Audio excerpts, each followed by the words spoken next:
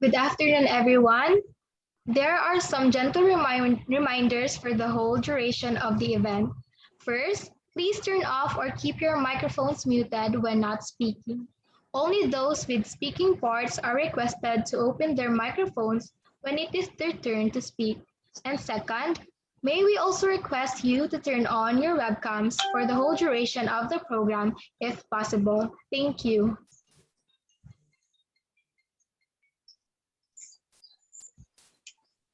Your voices are being heard, and you're proving to our ancestors that their struggles were not in vain. Now, we have one more thing we need to do to walk in our true power, and that is to vote.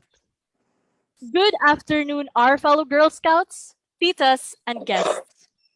Welcome to the Pilipinas Nakikinig Ka Ba Sa Akin? A webinar on voter education and registration. I am Cadet Girl Scout Sirlevi Granali from Leyte Girl Scout Council, Visayas Region Girl Representative to the Central Board. And I am Cadet Girl Scout Eliza Sofia Manundo from North Cotabato Girl Scout Council, Western Mindanao Region, Girl Representative to the Central Board. And we are your moderators for today's event. This webinar aims to encourage Girl Scouts who are new registrants and voters, or Girl Scouts who are 18 years old and above, as well as Girl Scouts will be 18 years on or before May 9, 2022 election day, especially those who are first-time voters to exercise their civic duty by registering and voting. To officially start our program, may I request everyone to join us in the Girl Scout prayer, a time for healing and sharing. This will be followed by the rededication to the Girl Scout Promise and Law to be led by Cadet Girl Scout Aliza Manundo. A Girl Scout prayer, a time for healing and sharing. Dear God, we call on you in truth. Hear our cry for help and lift the fallen and burdened among us. Turn our fear into courage and replace our helplessness with hope. God of compassion and kindness, grant us your promise of comfort and relief, and guide us to share our resources with those who are in dire need of help. Knit us together as one GSP family, considerate and caring, serving you and our country at all times. On your honor, see us through this crisis and turn today into a time for caring and healing. Amen. Dedication to the Girl Scout Promise and Law. On my honor, I will do my duty to God and my country, to help other people at all times and to live by the Girl Scout law. A Girl Scout's honor is to be trusted. A Girl Scout is loyal. A Girl Scout is helpful. A Girl Scout is a friend to all and sister to every other Girl Scout. A Girl Scout is courteous. A Girl Scout respects living things. A Girl Scout is disciplined. A Girl Scout is self-reliant. A Girl Scout is thrifty. A Girl Scout is clean in thought, word, and deed. We are all elated to see everyone gathered here today. The events in the past year up to the present sure have been different because of the COVID-19 pandemic. It is undeniable that the world took a shift, bringing most transactions into the digital world. Thus, we are all gathered here in this virtual hall today. Right, Atsir? I definitely agree with you on that, Aliza. And speaking of the digital shift, that didn't exclude the voter registration for the upcoming 2022 Philippine elections. But before we go any further, we would like to acknowledge the presence of the following. Our resource persons, Honorable Maria Rowena Amelia V. Guanzon and Dr. Jayeel Cornelio, officers and members of the Central Board, headed by our National President, Dr. Christina Lim Yuson, officers and members of the regional committees and council boards, the professional staff in the national, regional, and council levels, headed by National Executive Director Ms. Maria Dolores T. Santiago, the Communications Committee, headed by GSP National Secretary and Communications Committee Chairperson Ms. Hyacinth B. Banguero, and of course, our fellow Girl Scouts who are tuned in, listening, and watching right now. We are currently live on the official Facebook page of the Girl Scouts of the Philippines. So please share this with your co-Girl Scouts or even non-Girl Scout friends who are new or first-time voters and encourage them to participate. You may also leave your name, council, and region in the comment section below together with your thoughts and reactions. Again, to everyone, welcome. Let us now lend our ears to Ms. Hyacinth B. Banguero as she introduces and enlightens us about today's event. Thank you very much, Sir Lovey and Eliza, for the introduction and for being our hosts for this afternoon's event. So a blessed afternoon to each and everyone, especially to our National President, Dr. Cristina Lim Yuson, our National Executive Director, Tita Maria Dolores Santiago, to the national officers of the Girl Scouts of the Philippines who are joining us via Facebook, members of the Central Board, National Communications Committee present here in the Zoom platform, to all the volunteers and staff of the Girl Scouts of the Philippines, may it be in the regions, in the councils, or even in the national level, or even our friends from the World Association of Girl Guides and Girl Scouts. Welcome in this webinar. So we are very blessed to have esteemed speakers this afternoon. They will be properly introduced later. So this event really is for you girls, especially those who are 18 years old, first-time voters, and are about to turn 18 come May 2022.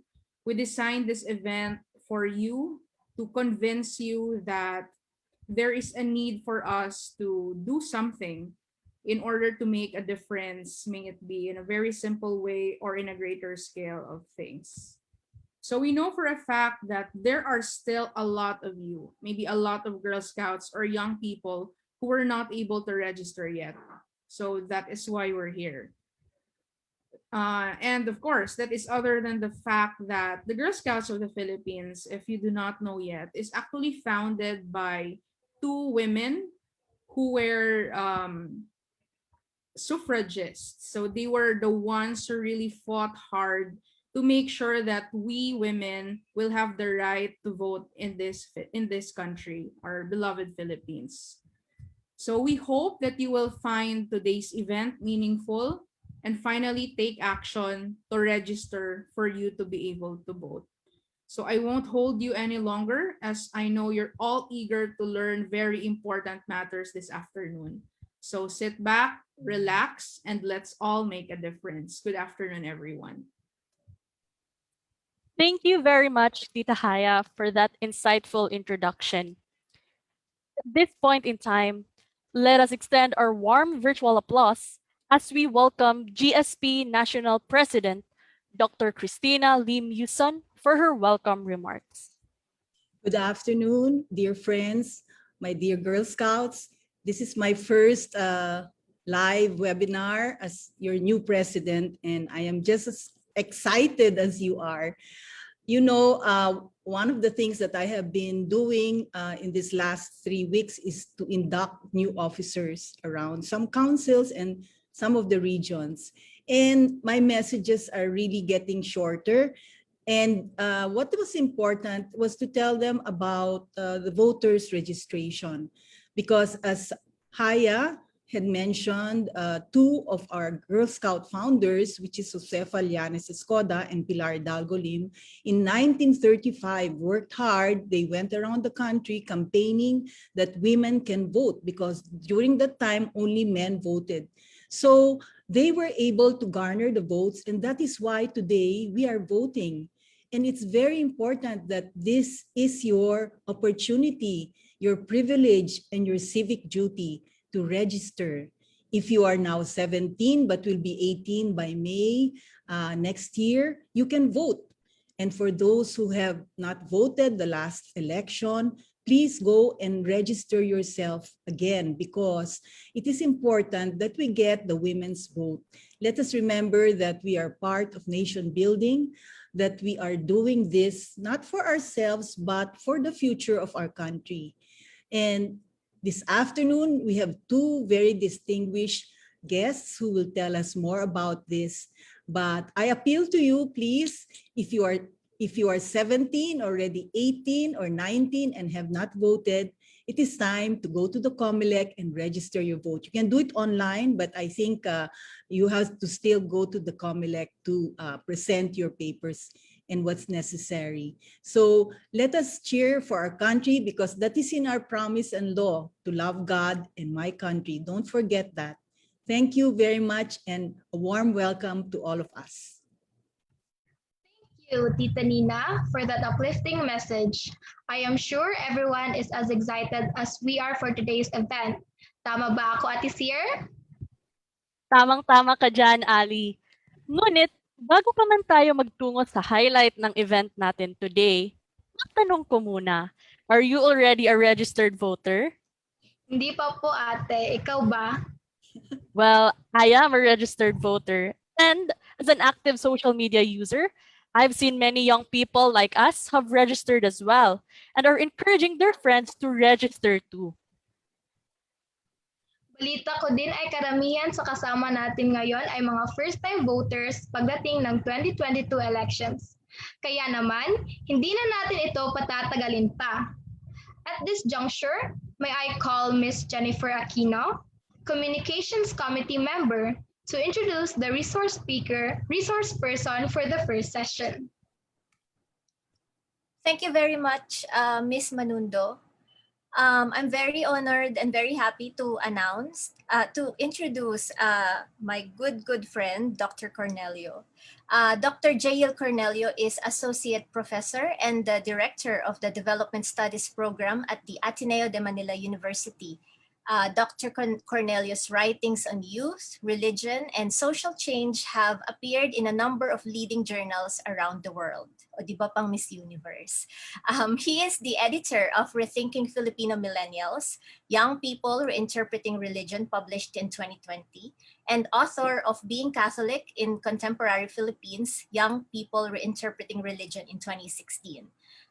Dr. Cornelio finished his PhD in sociology at the National University of Singapore and was a postdoctoral fellow at the Max Planck Institute for the Study of Religious and Ethnic Diversity. Ang haba. He has also held academic posts in Hong Kong, England, Romania, and Belgium. Dr. Cornelio is also a regular contributor to the Thought Leader section of Rappler. Everybody, my very good friend, Dr. Jayeel Cornelio. Maraming salamat, Jen. Maraming salamat din po sa Girl Scouts of the Philippines. I take it as a privilege to be able to share with you my thoughts and my ideas, my research as a sociologist.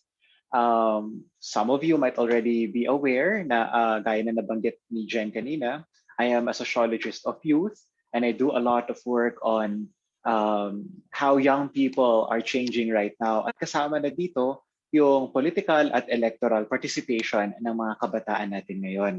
In the next 30 minutes or so, just join me in this journey, I suppose, no? Para maunawaan natin ano ba yung kalagayan ng mga kabataang Pilipino ngayon. I understand that many of you who are watching us, joining us right now via Facebook Live, might be voting for the first time in 2022. Some of you may have already voted in the previous elections, the previous one, or the presidential election in 2016, or even earlier.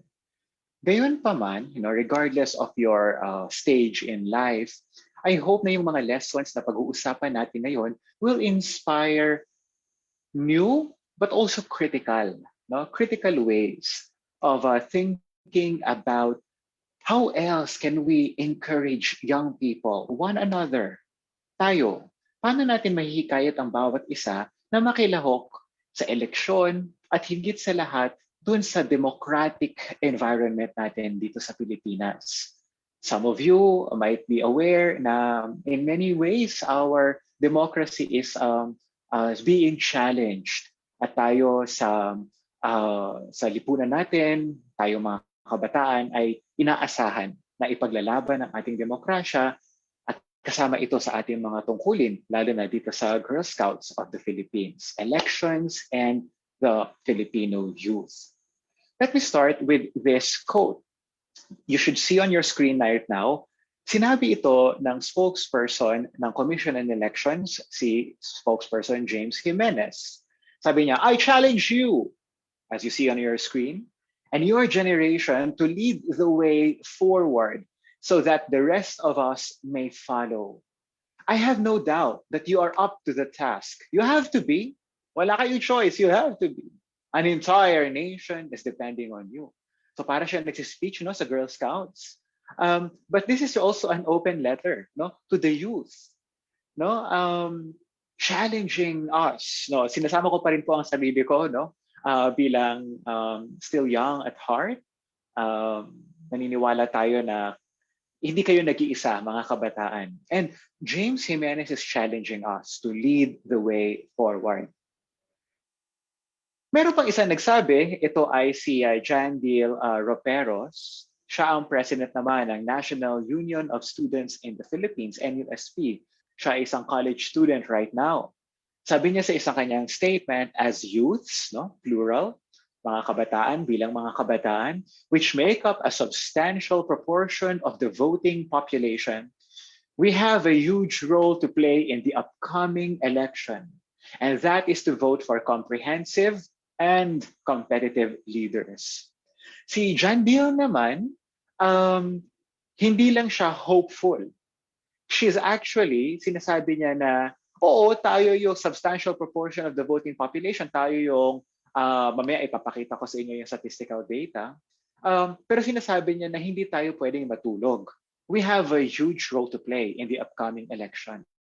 And that is to vote for, hindi lang bumoto, hindi lang register to vote, kundi to vote for comprehensive and competitive leaders.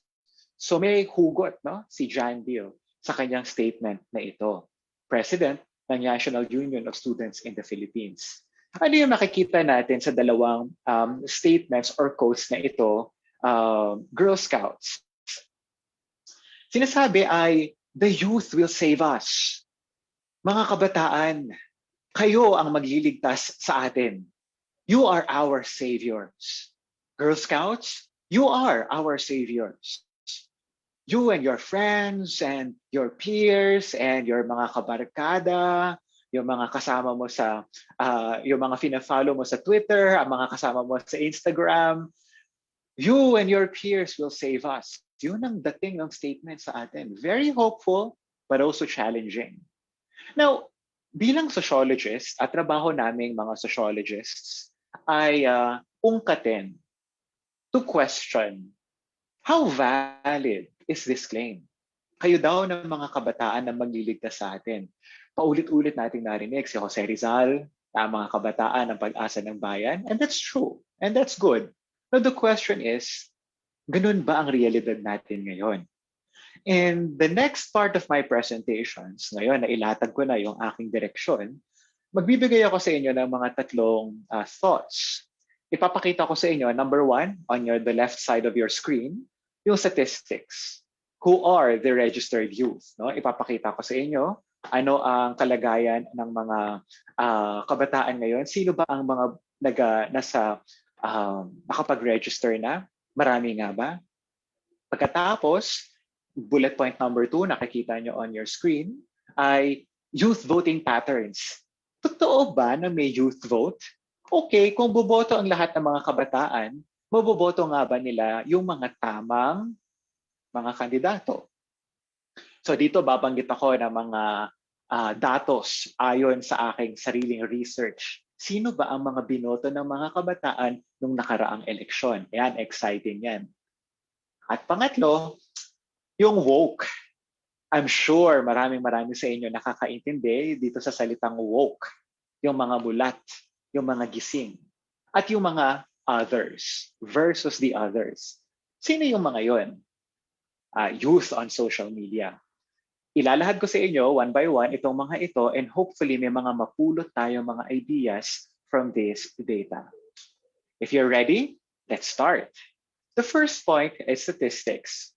Aba, ladies and gentlemen, or ladies, Girl Scouts, bibigyan ko kayo ng statistical snapshots. 2016 presidential election, akalain nyo po, 55.7 million ng mga Pilipino ang registered voters. Ilan ang bumoto? 43.7 million. Kikita nyo yan sa inyong screen right now. 43.7 million ang bumoto. So that translates to about 78% voter turnout. Depende sa datos na paghuhugutan natin, sasabihin ng ibang data ay nasa 80+%, pero dito sa aking nakita, ito ay nasa 78%. Sa aking kinompute, no? I computed it. Now, the question, so ibig sabihin, mataas ang voter turnout. Medyo bumaba lang yan ng 2019 senatorial elections at ganoon naman talaga ang nangyayari sa mga midterm or senatorial elections ay nasa 75% or so. Pero mataas pa rin.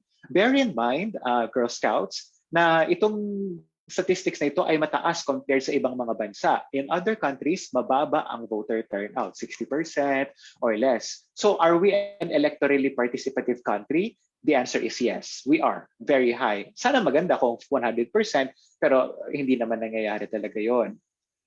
Ito pa, ipapakita ko naman sa inyo ito on your screen right now, yung tinatawag na voter profile ngayong 2021, the latest data. Sabi ng COMELEC, 60 million na ang nakapag-register ng mga voters. So mas mataas na than last year. No? Nagkaroon kasi ng paglilinis, tapos diba, nagkikayat sila ng mga new voter registrants. Pumalo na ito sa 60 million according sa latest reports. I can imagine some of you have already registered. At kanina nabanggit ni Dr. Yuson, pwede nang mag-register ngayon online. If you haven't done so, please do so. You just have to show up at COMELEC, maybe after the ECQ kung kayo ay nandito sa Metro Manila. O, tingnan natin, paano yung mga youth profile? 18 to 24 years old, okay? 18 to 24 years old, sa buong Pilipinas, ang 18 to 24 years old ay pumapalo sa 19.5 million. Ganon kayo karami. College students, young professionals, you are about 19.5 million in total. Tandaan natin, ang Philippine population ay nasa 115 million na, thereabouts. No? So, a little less than 20% ay mga 18 to 24 college students. Pero, ilan na nag-register? 11.1 million. Ayon ito sa aking latest data na nahango. Tingnan naman natin yung mga ate at kuya ninyo. Ito yung mga 25 to 29 years old. How many are they in total? 9.3 million. Pero ilan ang nag-register? Actually, halos lahat. 8.8 million registered voters. So sum it up, Girl Scouts, makikita ninyo 19.5, 9.3, 11.5 plus 8.8. So kung titingnan natin yung registered voters, nasa 20 million ng registered voters ay napasok sa age bracket na 18 to 29 years old. You are within 18 to 29 years old and you constitute about 19-20 million voters. Pag divide nyo yun dun sa number of registered voters over 60, that's about 2/3. 20, 40, 60, 1/3, about 33% of the voting population ay nasa kabataan. Ganon tayo kalakas ang 18 to 29 years old. Para lang mag-gets ninyo kung gaano to ka-powerful, si President Duterte noong 2016, siya po ay nanalo with only 16 million votes. Lampas pa dyan ang bilang na nasa 18 to 29 years old. So, therefore, kung numbers lang ang pagbabatayan natin, Girl Scouts, ano makikita natin? You are more powerful than you imagine. The numbers say that you are far more powerful than you can imagine. Sasabihin nyo, Dr. Cornelio, isang boto lang naman ako. Kung isa ka nga lang ang boboto, ang realidad ay there are about 18, 19, 20 million of you within that age bracket who can actually shape our elections. So, tama si Dr. Yuson, please register and make sure that you vote. That's the voter profile. Ngayon, okay, dito na ha, prepare na kayo, Girl Scouts, kasi I'm going to be a little challenging now. Okay, so hopeful, check. Statistics, mukhang maganda ang figures, pwede pang ma-improve, pero maganda na, kumbaga pasado na. Let's move on to the next part. Ito yung second bullet point ko kanina sa outline ko. Ang tanong, Dr. Cornelio, sino ba ang binoboto ng mga kabataan nito? Bilang isang sociologist, lagi akong ini-interview. Yan, ni na Jen, ang nag-introduce sa akin. Si Girl Scout Jen. Lagi niya akong ini-interview para sa probe documentaries. Ini-interview din ako ng ibang mga journalists. Sino ba ang binoboto ng mga kabataan? So, nagsusulat ako every month sa isa thought leader section ng Rappler. So, noong 2019, ang ginawa ko, kinausap ko yung mga kaibigan ko sa Pulse Asia, survey company.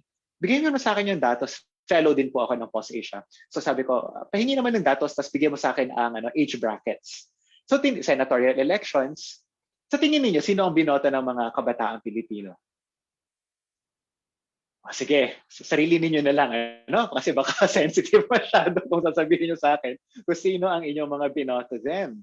Well, ang sasabihin na ng iba, yung mga na-active sa Twitter, nako, ang binoto namin magbabanggit lang ako ng pangalan just to drive home the point. Binoto po namin yung mga talagang sa tingin namin ay mga matatalino at magagaling at may pagmamahal sa bayan. Sino-sino ba yun? Binoto namin si Chel Jokno, si Mary Colmenares, si Samira Gutok, yung mga yan yung talagang kahit hindi sila sikat pero mahal nila ang bayan. Okay? So, tinignan ko yung datos. I ran the survey at ito ipapakita ko sa inyo. Kasi ang ingay-ingay nila sa Twitter, talagang akala mo sila na yung mga mananalo. On your left ay 18 to 24 years old. On your right, the right column are 25 to 34 years old. Aba, ang number one sa 18 to 24, marami sa inyo nasa age bracket na yan, ay si Lito Lapid. Sa kabilang banda naman, 25 to 34 ay si Cynthia Villar. Sa 18 to 24, Lapid, Grace Poe, Bongo, Bong Revilla, Cynthia Villar, Pimentel, Cayetano, si Bato de la Rosa, si Senator de la Rosa, Angara, Estrada, Binay. Ang layo, actually hindi pala, si Aquino nandito, si Bambam, baka yung iba sa inyo, binoto siya, pero ang layo, ang layo ni Aquino, halos sumabo sa kanya kung kilala niyo si Larry Gadon, controversial yan. Si Colmenares, napakalayo. Sa 25 to 34, ganun din ang pattern na makikita natin, Girl Scouts. Hindi talaga lumabas yung mga pangalan na karaniwang makikita natin sa Twitter. Yung mga akala natin, yung youth vote, mukhang hindi pala totoo. Kasi ang binoto, in other words, ng mga kabataang Pilipino 18 to 24 at 25 to 34 ay exactly or similar doon sa voting patterns ng kalahatan sa Pilipinas. At least according to survey. Mahirap na kasing i-dissect, yung i-disentangle yung data, yung totoong data from the elections. Pero at least yan, makikita natin yung preferences ng mga kabataan. Now, of course, nasa sa inyo yan, I leave it up to you to reflect on this. Masaya ba kayo sa voting patterns na ito ng mga kabataan? Masaya ba kayo na ito yung mga naging choices? Dahil sabi ni Nahaya dito sa comment, reality bites. Sabi ni Jen Aquino sa comment, woke pa more, kaloka, si Beng Santiago, sabi niya ay they voted for actors and actress. Ayun.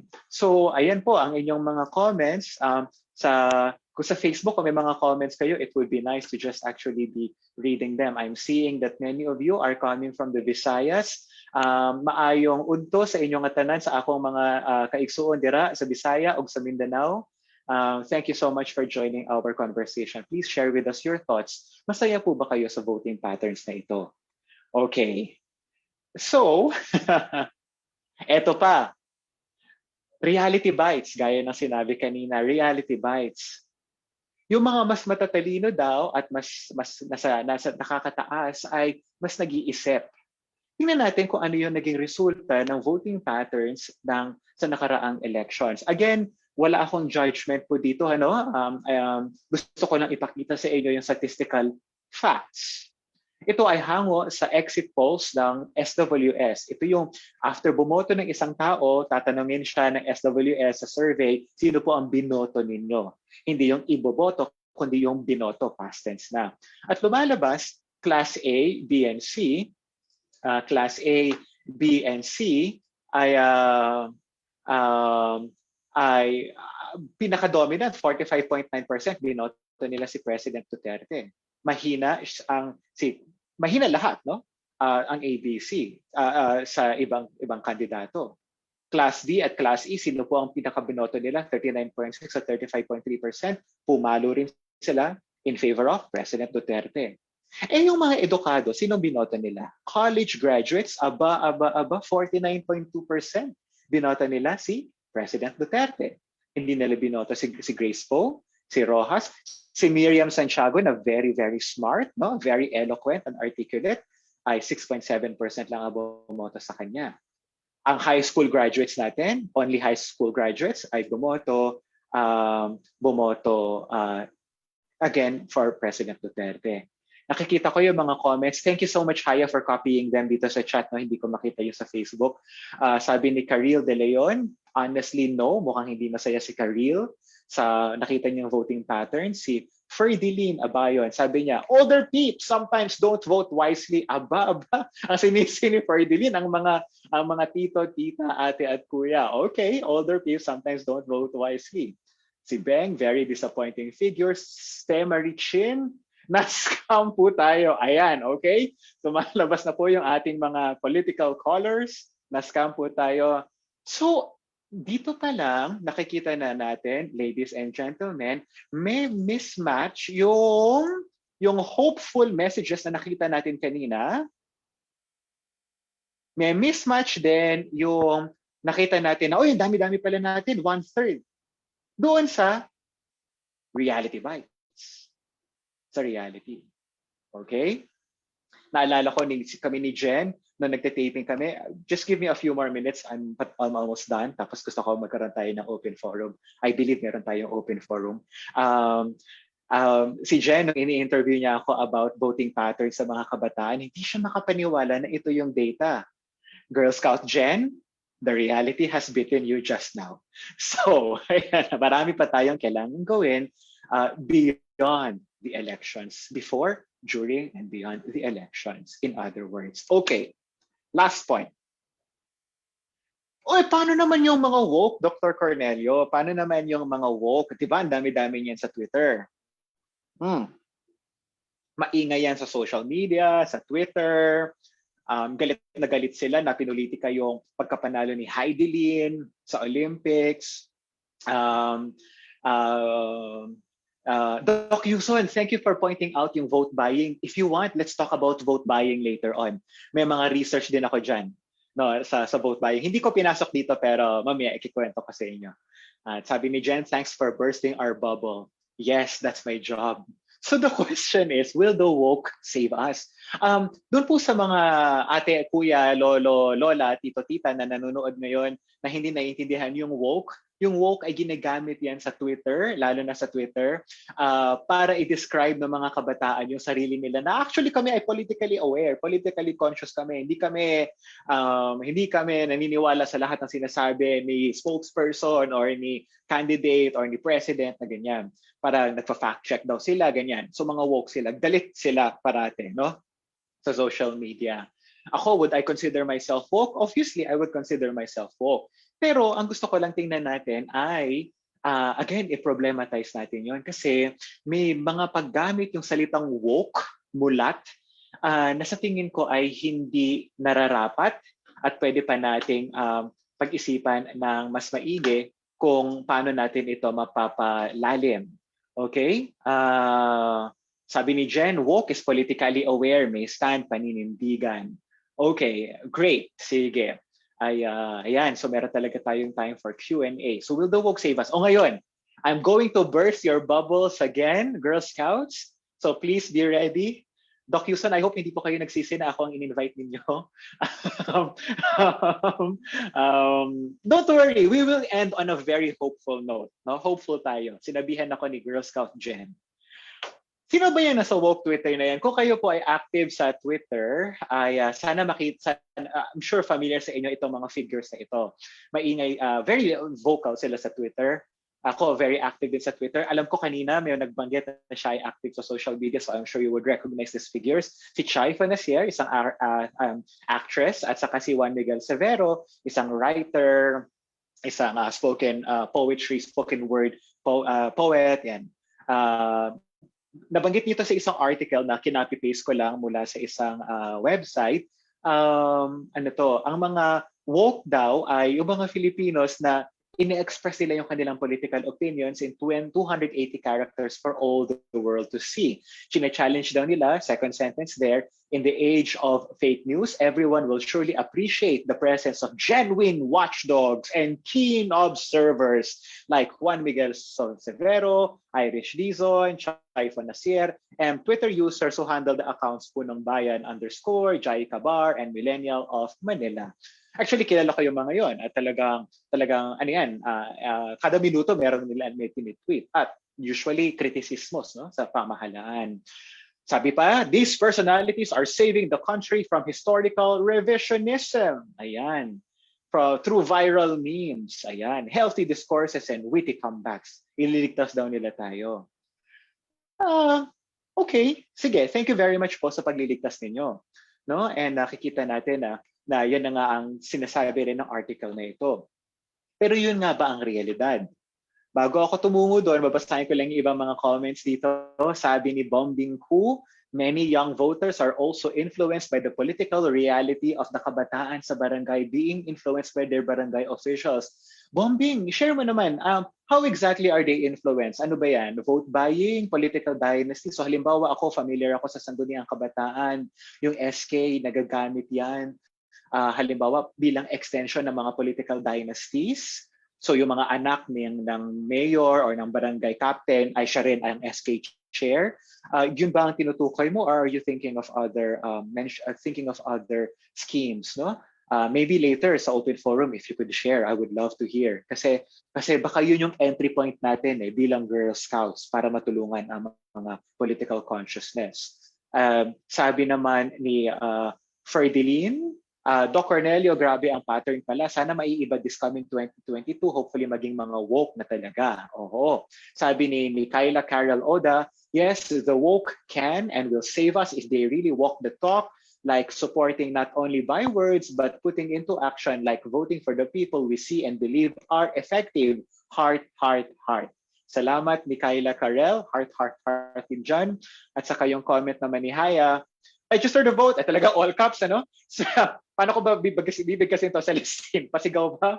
Register the vote and vote wisely. Ang tunay na lingkod bayan na hindi pahirap sa mga mamamayan. Kumilos tayo. Huwag tayong manahimik. Ilagay natin sa balota ang lingkod bayan na may totoong puso sa mamamayan at hindi yung magaling lang kapag malapit na ang halalan. Celestine, that is so encouraging to me. We are aware that politicians are just using young people. Lumabas ito sa research ko noon. After the elections, nasaan ang kabataan? Isyapwera na. Think about it. Kaya, babanggitin ko yan sa conclusion ko. No?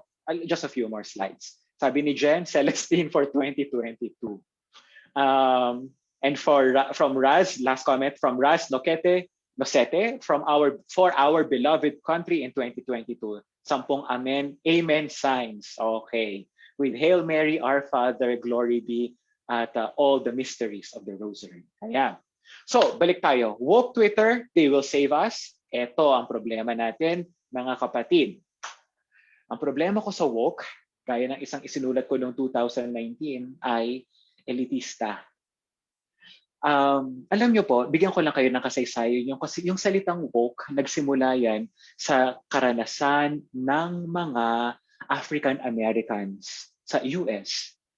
Obviously, alam natin yung kalagayan nila, racism, nagkaroon ng Black Lives Matter na kasi pinapatay ng mga police officers, brutality. Ginamit nila yung salitang woke, hindi para sabihin na mas matalino tayo. Hindi eh. Kundi sinasabi nila na gumising tayo.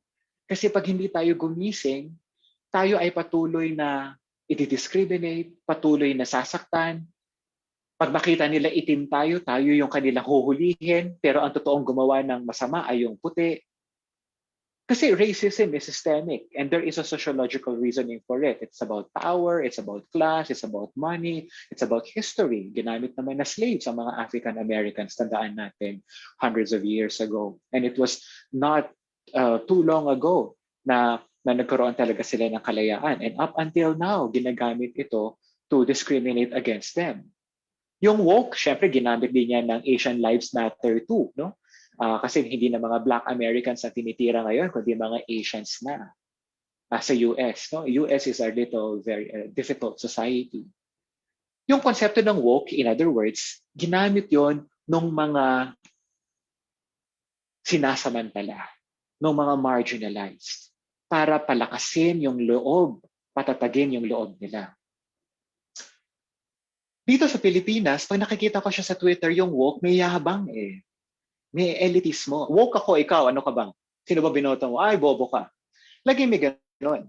No? Woke versus bobo. Pag hindi niya binoto yung binoto mo, bobotante siya. I think we need to be careful kasi anong nangyayari, wala tayong conversation na nagagawa with the other person.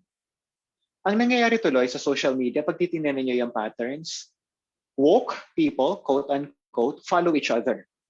Yung mga, again, for the sake of argument lang, yung mga supporters ni President Duterte, they support each other. No? They follow each other. They don't follow each other on Twitter. Kung meron man, konti lang yun. Kumpara doon talaga sa, sa tinatawag na social network analysis, makikita mo, umiikot yung buhay nila sa sarili nilang mundo. Kaya tuloy walang proper conversation. Napapalalim ba ng Twitter, ng social media, yung ating demokrasya? Hindi. Kasi napapaingay niya, pero hindi niya napapalalim. Girl Scouts, yun yung entry point natin. Itong pag-uusap na ito, this is our way of deepening our conversations. Kaya nga, sabi ng isang sikat na philosopher na ang pangalan ay Daniel Padilla, isang artista, kilala niyo siya. Sabi niya, bakit ka hindi aktibo sa si social media, Daniel Padilla? Sabi ng tinanong siya ng ABS-CBN News. Ang sagot niya, maraming tao na naninirahan na realidad nila ay social media. And actually, first time ko marinig si Daniel Padilla na magkaroon ng isang napakalalim na statement. And in fact, he makes sense. It is a sociological fact. Pag umiikot yung buhay mo sa social media, akala mo lahat ay kapaniniwala mo.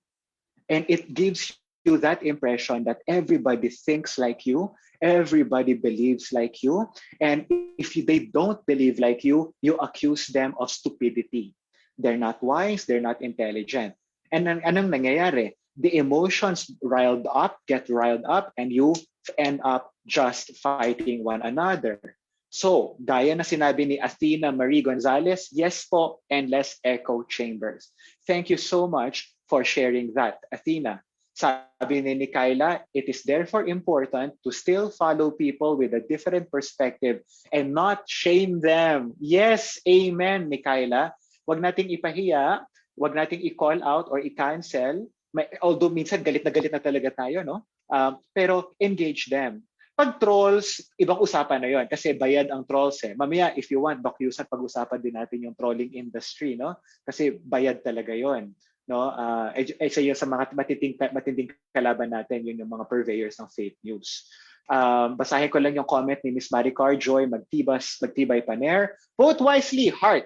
Hindi yung magpapadala lang ng slice sikat ng madaming pera. Piliin yung totoong lingkod bayan na may kayang mahalin ng nasasakupan, marunong makinig sa hinaing ng mga mamamayan, yung hindi nagbibingi-bingi at nagbubulag-bulagan at hindi makasarili dapat. Okay.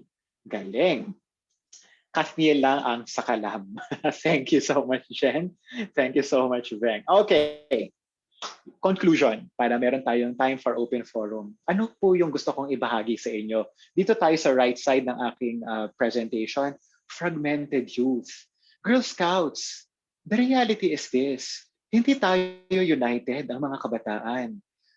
We need to recognize that we are fragmented if we wish to harness the potential of the youth in shaping contemporary politics. Dr. Cornelio, anong ibig sabihin ng fragmented? Anong ibig sabihin lang pagkakawatak-watak? Meron akong 3 points. Babaon ko sa inyo. Number 1, there is no one youth vote.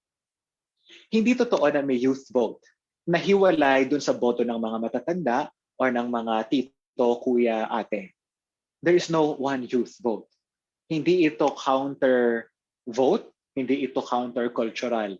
Actually, personally, sana nga ganun eh. Kasi sa US makikita natin yung mga kabataan dahil mas educated sila, mas binote nila yung mga kandidato na pumapanig sa pagtigil sa gera, pagpapasok sa mga refugees or mga immigrants, pagpasa ng pag-recognize sa gender equality, mas bata, no? The younger people are more progressive. Sa Pilipinas, hindi ganun ang pattern eh. So walang one youth vote. Number 2, being woke is a double-edged sword.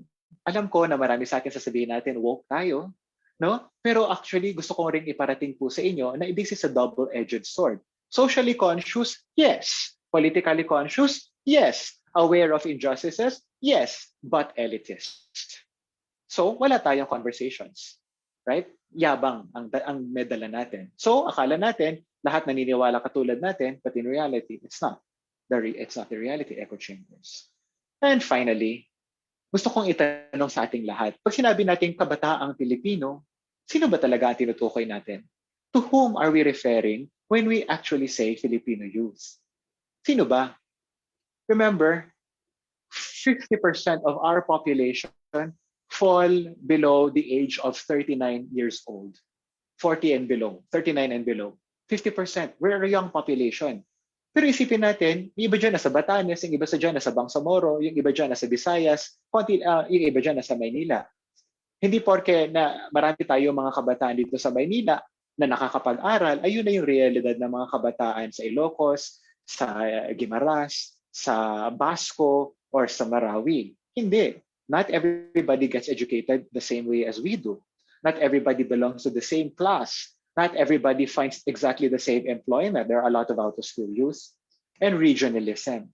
Depende sa area mo. Kung galing ka sa Bangsamoro, most likely you are less educated, you are out of employment, and you are not doing anything. And you are very, very poor. Bangsamoro po ang pinakamahirap na region dito. So ano yung magiging way forward natin? This is where I will end, ladies and gentlemen. Ayan, kung interested po kayo dito sa konsepto ng fragmentation sa kabataan, babanggitin ko lang itong libro na aking pinublish ng UST Press last year, University of Santo Tomas Publishing House. It's a book about rethinking Filipino millennials. Yung mga shinare ko ngayon, ang iba doon ay matatagpuan sa librong ito. Some of you might be very interested in it. Some of you might in fact have heard or read it even. The introduction is downloadable from my website. I'll share with you the link shortly. Paano tayo magtatapos? Gusto kong gamitin sa pagtatapos yung quote galing kay Athena Marie Gonzalez. Ang ganda ng quote ni Athena, oh. Without healthy conversations, sabi niya sa Facebook Live, nagkakaroon ng polarization and we are fed up by only one side of the issue. So, isang side lang daw ang naririnig natin. Janina Vela once said, emotions get your head, but facts keep people listening. So, gusto ni Athena na magkaroon tayo ng conversations. Athena, I agree with you. This is where I will end. Conversations. I know na kasama natin ngayon ay also the adults dito sa Girl Scouts. May konsepto po tayong tinatawag na intergenerational justice. Malalim po ito pero simple lang. Ang ipapaliwanag ko in a simple manner. Ano po yung intergenerational justice? Ibig sabihin po ng intergenerational justice, yung mga kabataan, may katungkulan tayo para sa mga matatanda. Yung mga matatanda, may katungkulan po kayo para sa aming mga nakababata. Tayong mga mas bata ngayon, may katungkulan tayo para sa susunod pang henerasyon. Hindi pa sila pinapanganak ngayon, pero yung mga desisyon at mga gawain natin ngayon, may impact ito sa buhay nila 20 years from now. Kapag hindi tayo aware sa intergenerational justice, ang iniisip lang natin ay sarili nating panahon at hindi yung panahon na darating pa, nagiging selfish tayo. Sisirain natin ang kalikasan, sasamantalahin natin ang corruption, sasamantalahin natin ang yaman na meron tayo, pero paano yung susunod na henerasyon? I think this is how we should talk about the elections. Alam ko na we are relying on young people to save us. But adults in the house, we also have a responsibility to educate one another sa henerasyon natin. Hindi natin pwedeng iasa lamang sa kabataan kahit pa sinabi ni Jose Rizal na sila ang pag-asa ng kabataan. Bakit? Marami po sa problema ng kabataan ngayon, tayo ang nagbigay dulot. We also have a responsibility, therefore, to make sure that young people today see a much better world tomorrow, next month, next year, and in the years to come.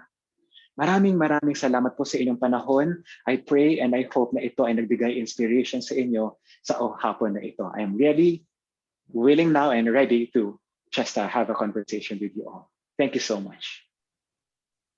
Thank you, Dr. Cornelio. Indeed, the youth will save us. Ngunit, hindi sapat na woke lang. We should encourage conversations. We should encourage intergenerational connections. And now, our audience, of course, learned a lot from you, Dr. Cornelio.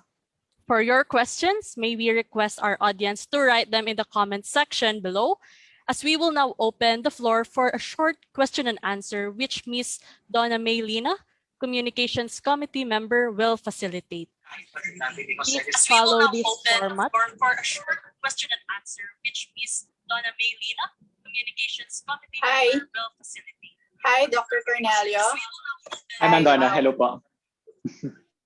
Ibang klase yung merong chat box, merong phone dito. And of course, we have some pre-questions that were sent earlier on. So thank you very much for the Girl Scouts who sent their questions. And thank you, Dr. Cornelio, for that very enlightening talk. Okay, I'm going to start with the first question, which was actually asked by several people here. But due to time constraints, mga similar questions siya. You ended with Athena Marie Gonzalez's quote, but she actually asked a question earlier on. So she's from Batangas. She asked, how can we actually extract or point out and choose deserving candidates? How can we say that a candidate is a true leader and advocate of positive change? So, Dr. Cornelio, I'm gonna chunk them all para ma-shout out ko rin that so many people asked similar questions. Like, similar to this question from Trisha Lynn, what is your ideal leader that can lead our country? From Hyacinth Alayon, how do we know if that person deserves a position in the government and leading the people? So basically, the first question is, paano pumili? Ano ba talaga ang batayan? At dahil sa konstitusyon, merong basic criteria sa pagpili ng ating pinuno. Salamat, Ma'am Donna. Hello, salamat Athena, Trisha, at sa lahat ng mga nagtanong about ano ba magiging batayan natin. I'll give you just 1 or 2 points. I leave it up to you really to reflect on this. Number one, tumatakbo itong tawang ito, sabi niya, ililigtas daw niya tayo, aayusin daw niya yung sistema ng ating bayan. Ang tanong, napatunayan mo po ba yan? We should be willing and brave, even if it's so threatening to ask these questions. Sir, salamat po na gusto niyo pong tugunan yung kahirapan sa Pilipinas. Paano niyo po ginawa yan? Just to drive home the point. Ngayon, usong-uso na naman yung commercial ng mga politicians na kasama nila yung mga mahihirap. No? I'm sure na recognize niyo yung mga commercials na yan. Pag tinignan natin yung background nila, Girl Scouts, sila yung mga taong nagpa-evict ng mga urban poor. Sila yung mga taong nagpa-evict ng mga rural poor para i-convert yung lugar na yon magiging subdivision. Records show that. So without naming names, you see the point? Actions speak louder than words. And I challenge you, young people, Girl Scouts, don't be afraid to ask tough questions to people who promise us the moon and the stars. Have they been to the moon? Have they been to the stars? So don't promise me the moon and the stars if you haven't been there. That's one. Number two, integrity. Alam niyo po, bumagsak ang Pilipinas sa Transparency International, sa tinatawag na Corruption Perception Index. Nakakalungkot ito kasi nag-i-improve na tayo in the previous decade. I think pumasok na tayo sa top 100. Ngayon, nasa 100 plus na ulit tayo. Nag-slide down na naman tayo. Bakit? It's because our government, our people, our nation is run by a system that is absolutely corrupt. Kapag may record of corruption ng isang kandidato at napatunayan na at nakasuhan na at kita natin, huwag na nating iboto. No? But if you look at, I challenge you, just look at our current list of officials right now. Sino sa kanila yung hindi talaga corrupt? Makikita tayo na actually, baka madi-disappoint tayo. Therefore, two things lang sa akin. May record ka ba to back up your claim that you will save us? And number two, do you have the integrity? Hindi pwedeng integrity lang. Ay, boboto ko siya kasi mabait siya. Hindi naman pwedeng record lang. Kasi kung magaling nga siya pero corrupt naman, hindi na nakawin din niya yung pera natin. Right? We need to have both integrity and competence. Ask them questions. Pag nagpagawa sila ng mga commercial na sumasayaw lang sila, sabihin nyo, thank you for your commercial, I don't like it, this is my question. Send them, tweet them, email them, barrage them. It's for the longest time, they have been imposing on us their narratives that they will save us. For a change, Girl Scouts, let's change the narratives. Let's shape the conversation. Not your topic, my topic. Kabataan ako ang sasalo ng mga problemang iiwan mo kapag nawala na kayo. I better ask you tough questions right now. I am very passionate when it comes to these things, but anyway, let's do this. Ma'am Donna, salamat. Yes, Dr. Cornelio. So the answer is kailangan may integrity at may track record. Yes. Hindi siya, kailangan both ha? Tama? Both. Hindi pwedeng mabait lang. Hindi siya either or, right? Not either or. Hindi pwedeng nagpe-pray lang, no? For example. Yes. Okay, next question from Maricar Escriba from San Pablo City Girl Scouts. There are still some young people and also adults who do not want to register as a voter because they believe that nothing will change even if they vote. Can you give some tips on how we can encourage them to register as a voter? Parurusahan po sila ni God kapag hindi sila nagpa-register. Pwede bang ganon?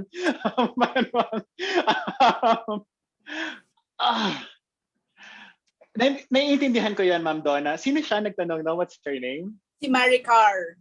Maricar, naiintindihan ko yung mga tito-tita at mga kilala mo na ayaw bumoto or ayaw magpa-register kasi wala namang mangyayari. Naiintindihan ko yan.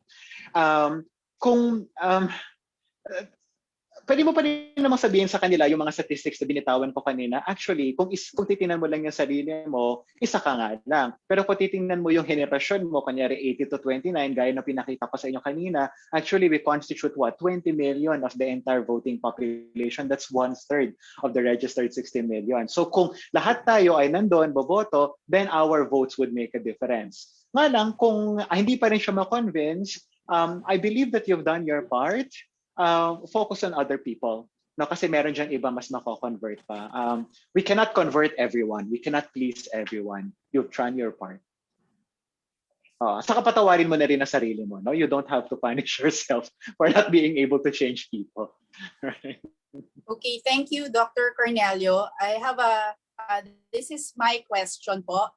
Those are the two Nandun. major questions. As a sociologist, yung democratic system or process of elections, is this the most relevant for our society? Because other people, let's say, wala silang election or paano sila pumipili ng leader. Ako po naman ay registered voter and voter since I was 18. So perfect attendance po ako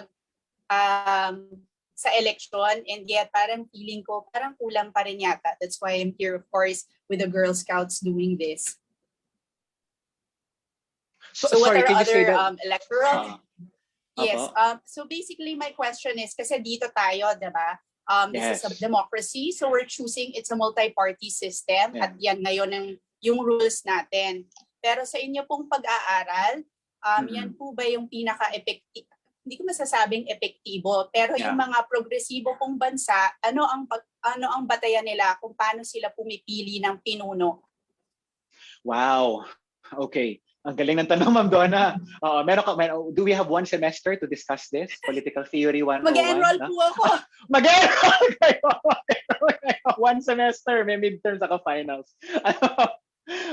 Great question. It's a chicken and egg question, Ma'am Donna. Bakit? Kasi there are systems that encourage intelligent choices. So halimbawa, sa France, merong mga boboto ka muna, maraming mga kandidato, tapos eventually ang pipiliin lang yung top 2, tapos magkakaroon ulit ng botohan. So, hasang-hasa, no? Kung makikita natin sa US, ang sistema naman nila dahil meron silang malalakas na parties ay within the Democratic Party and then the Republican Party, magkakaroon sila ng mga primaries nila. Marami silang kandidato at hahasang-hasa din kung sino yung pinaka-magiging kandidato nila. Kaya by the time na meron ng presidential candidates, piling-pili na yon, no? Donald Trump versus Joe Biden, for example. No? At matagal na proseso yon, at least 1 year na process yung pinagdadaanan nila to get to that point. Dito sa Pilipinas, wala tayong ganong sistema. Bakit? Kasi nga multi-party system tayo. Tapos pangalawa, Ma'am Donna, ang problema natin dito, our parties are not very strong. In fact, they're very, very weak. Halimbawa, Liberal Party ka noong 2010, nung nanalo si President Aquino. Nung nanalo naman si President Duterte noong 2016, ilan sa mga Liberal Party, 80% of the members of Liberal Party jumped ship at lumipat sa partido ni President Duterte. Ibig sabihin, wala kang loyalty sa partido. Di ba sa Girl Scouts of the Philippines, merong oath of allegiance? Meron tayong I'm a Girl Scout is thrifty, a Girl Scout is, di ba ganon? May ganon, right? And yun yung konsepto ng partido. You subscribe to the beliefs and the convictions and the policies of that party. Wala tayong ganon. Ngayon, you subscribe to the person. Yun yung problema sa ating electoral system, Ma'am Donna. Kaya sa mga kaibigan ko sa political science, ang kanilang mga advocacies na ngayon ay patatagin yung mga political parties. No, pwede ka kasing gumawa ng mga batas or ng mga safeguards to make sure that, for example, a candidate before she or he runs is a member of a particular party for the last 6 years. Pwede kang gumawa ng mga ganun eh. Pero ipapasabayan ng mga congressman? Hindi. Bakit? Kasi they will be shooting themselves in the foot. No? Kumbaga, ikukulong nila yung sarili nila the moment that they pass it. So it becomes a chicken and egg. So ngayon, anong ginagawa natin? Nagvo-voter education na lang tayo. So gusto natin na bumoto yung mga tao ng tama. Pero in reality, Ma'am Donna, ang reality, Ma'am Donna, is that yung choices natin napakalimitado. To drive home the point, 70% of our Congress, our representatives, ay galing sa mga dynasties, political dynasties, mga apelidong paulit-ulit lang. No? Bihira yung mga katulad namin dito sa Pasig na Soto, no? Na Vico Soto. Right? Pero pag tininan mo yung ibang mga areas, puro political dynasties, mayor, vice mayor, congressman, congresswoman, lahat sila magkakamag-anak. And Ma'am Donna, bakit ganon? Kasi it's one political dynasty running against another political dynasty. So sino yung mananalo? Political dynasty. At according to research, mataas ang probabilidad na kapag pinaghaharian ka ng isang political dynasty, mataas ang poverty incidence sa iyong lugar. See, makikita natin yun. Unfortunately, wala namang choice yung mga tao. Kaya siguro sa mga darating na panahon, baka pwede natin magiging pagtutuunan ng pansin, hindi na voter education, kundi political reform, electoral reform. Yan. Okay. Thank you, Dr. Cornelio. At mag-e-enroll po ako pag open po yung classes na yun online kasama po sa political reform. Paki-shout out lang sa amin para ang Girl Scouts of the Philippines also, I guess this is going to be a continuing voter education for the public and also for the Girl Scouts of the Philippines. Yes, so it starts with that, right? Okay, Amen. more questions here. Gaya ng sinabi ninyo daw kanina, so si Jay Delgado, what do you think should be our parameters so we could better distinguish whether politicians' plans are still realistic, achievable, or they are already reaching for the moon and stars? Pero bakit binoto pa rin yung mga nag-reach for the moon and stars? Sociological ba or psychological yung answers for that? Yeah. Gusto niyo, sagutin ko muna yun, Ma'am Don. Ang ganda ng tanong na to. Bakit nananalo pa rin yung mga sumasayaw lang? No? Yun yung gusto mo itanong, Ma'am Don, no? Bakit nananalo pa rin yung mga sumasayaw lang? No? Pag tinanong natin, according to surveys, ano yung hinahanap ng mga ordinaryong Pilipino sa kanilang mga leaders? Na pagkakatiwalaan, may pagkalinga sa mahirap, may integridad. May integridad na pagkakatiwalaan, merong pagkalinga sa mahihirap. Wala doon yung may record, wala doon yung may track record, wala doon yung nag-prepare ba siya ng public administration. Wala yun eh. It's all about perception. So celebrities are in a much, much stronger position, obviously. Kasi di ba, yung nasa characterization sila yun eh, di ba, sa kung paano sila pinapakita sa television or sa media. Manufactured talaga lahat yon. Ang challenge sa atin ay, can we pass through that, no? The smoke screen. Madali kasing ipakita na mabait akong tao, pero kung uungkatin ko na yung salin mo po, sir, di ba? Halimbawa, no? Doon naman kakatalo. Kaso matrabaho yun. And dito ko hinihikayat yung mga kasama natin sa journalistic industry, no? Si Jen sa Probe team. Probe is really unique kasi talagang inuungkat nag-archives talaga. Alam ko yung ginagawa nila sa Probe. Nagpa-fact check, etc. Pero hindi kasi lahat ng media sa media industry ay ganon. Sorry, Donna. Ako lang ba yung nakakanilig doon? Oo, ano yun? Hindi ko siya narinig. Okay. Okay, sir. Parang was hearing something like that. Baka low-bat na yung mic mo. I can... Hello? Yes. Can you hear me? Wait. Medyo mahina. Mahina na yan. But it's a little bit mahina. All right. Let's see. Let's do this one more time. Sorry. So that. Okay. This is a question from Gianna, and this is related to what you said earlier about, of course, perception, etc. So this is where social media comes in. Many people don't trust what's reported by the media, candidates, because they think MSM is bayaran. How do we tell people that media is still obliged to report facts, or at the same time, there are our laws are not updated yet, or I'm not very sure on social media, this new playing field as to anybody and everybody can basically say anything and everything they want. So how would they we level the playing field in that aspect? That's true. Okay. Dito papasok yung yung responsibility natin sa media literacy, no? And this is another area that we need to help our young people with. Sa totoo lang po, according to research, convincing talaga yung networks of disinformation, pagpapalaganap ng fake news. Halimbawa, nung panahon ni President Marcos, marami siyang ginawang mga ganito. Pero pag binasa mo yung history books, yung history records, hindi nagmamatch. Pero ano yung mas madaling paniwalaan? Ito nasa social media. Bakit? Kasi meme graphics, picture, quote, counting numbers, and then yun na yun. Right? This is a hinihikayat ko yung mga kabataan ngayon na go beyond that, no? It's not easy to fact check, but to be honest, there are no shortcuts. I want to highlight this. In making our democracy work, there are no shortcuts. Pansinin niyo yung ginagawa ng mga fake news, ng mga trolls, sila shortcut. They tell us easy narratives in one picture. Shortcut. Kung gano'n na pala kadali, edi sana gano'n na lang yung curriculum natin sa school, hindi ba? Gano'n na lang sana yung araling panlimpunan natin. Pero we know that it's not easy. Kailangan nating basahin at mag-aral. So hinihikayat ko kayo na every time that you encounter something that is too good to be true, fact check. Fact check. At kung hindi nyo kayang i-fact check, ano ba naman yung lalapit kayo sa mga ibang experts? It could be your teachers or it could be me. You know, I mean, kaya ako active sa social media.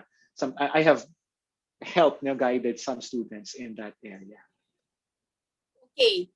And we have another question from our National Communications Committee, Dr. Christine Aranilla. Is survey influential in choices in that voters make? Kasi ang daming lumalabas ngayon ng mga surveys. Yes. So how okay. does that affect voter choices? The direct answer, the quick answer, Dr. Aranilla, is no. No, they don't. They don't. Kasi kung ganyan, Dr. Aranilla, yung alam ko na, parang natatakot na parang every time Pulse Asia or SWS would release something, conditioning, mind conditioning yan. No? So iboboto na lang ng mga Pilipino yung mananalo na yung kanilang manok at hindi na nila iboboto yung mahina. Actually, not true. Kasi kung babalikan natin yung very recent history, noong 2014, 2015, sino ang number 1 sa mga surveys? Binay.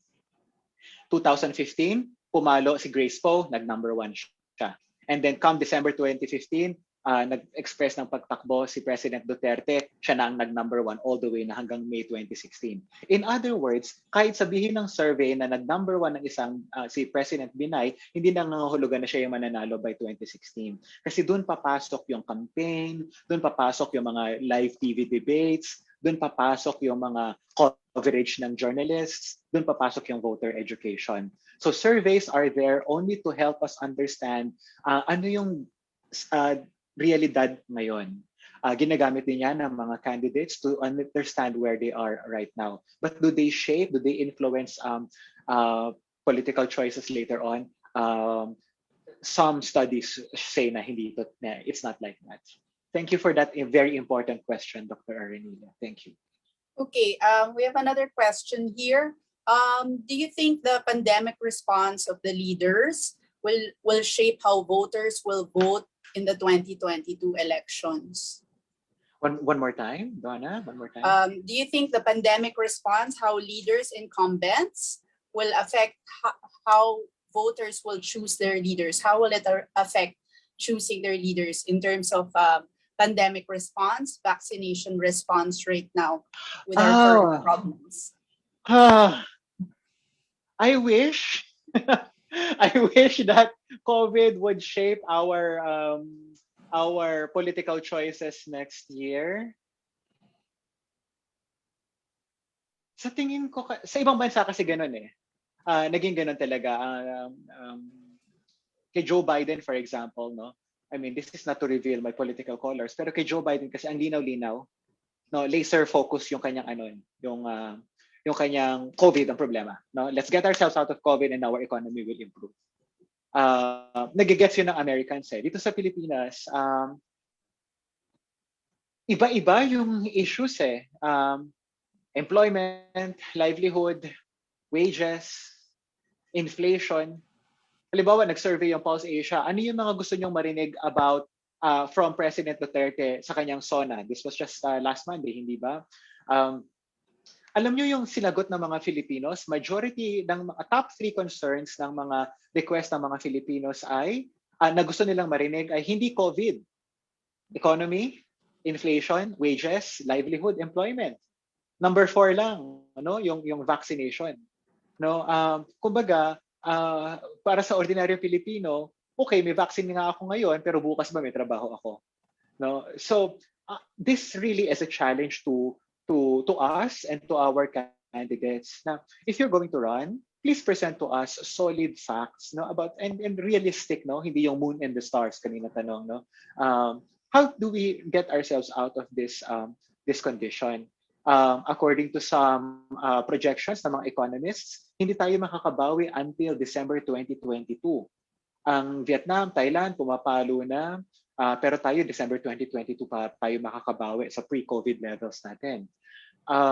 Unfortunately, that was before Delta. Ngayon, bumasok na yung Delta, so it may delay us a little bit more.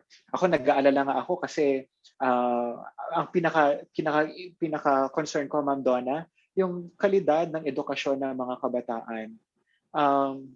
Nag-aalala po talaga ako, Doc Yuson, honestly, no, sa reality ng mga online learning. Not all teachers are designed to teach well online. And not all students can learn online. Feeling ko na short-change natin ng mga kabataan. Doon meron na talagang klarong intergenerational injustice. Haya, hindi ako maka-message for some reason sa keyboard ko, but the answer is yes. Yes, so Dr. Cornelio, I'll read out some of the comments and shout-outs also from our Facebook attendees. Sige po. Yes, tama sir, dynasty po ang labanan. We're being heard and seen all over from Sultan Kadarat Council. Shout out to Barotas Chalin. And Jade said, yes, political parties do not have clear ideologies. Example, we cannot distinguish which ones are liberals and which ones are conservatives. Yes. And good afternoon po, watching from Malanday Elementary School, STO Marikina City, Merla Flores, Siapian. Okay. So yung sinabi rin ni top fan natin, si Athena, most but not all, paulit-ulit na apelyido. So how do we break that? Elections are an expensive endeavor. So if you're actually challenging, you're really going against the stream. For those outliers who've done that, what have been a successful model aside from being a very famous, let's say, actor? Because again, as part of what you said earlier, right? Lalong-lalo na, I guess, hindi lang Filipino yan, but it's a human trait that we really want somebody who's approachable and who really shows that they care, right? Yeah. So how do new players, how can they come in the election? Yeah. Well, my quick answer to that, Ma'am Donna, I feel, is that si Commissioner Guanzon can really answer that better than I can. Kasi papasok siya sa electoral reform. Pero, papasok siya sa electoral reform. How do we encourage new players, no? Kumbaga.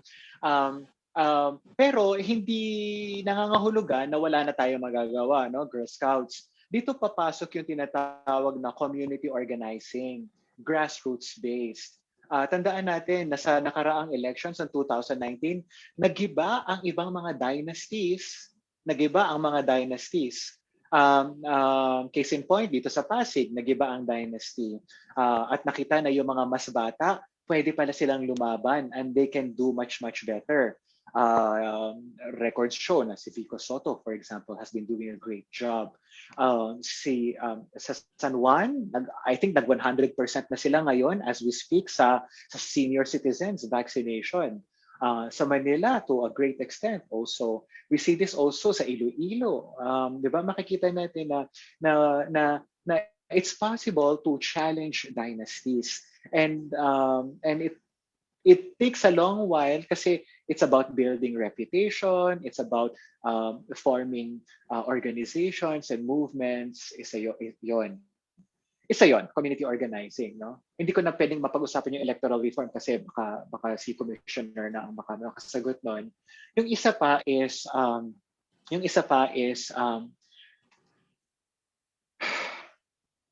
using every space, social media, traditional media, and our schools to help our young people ask tougher questions. Does it make sense? No? To ask tough questions. To ask tough questions na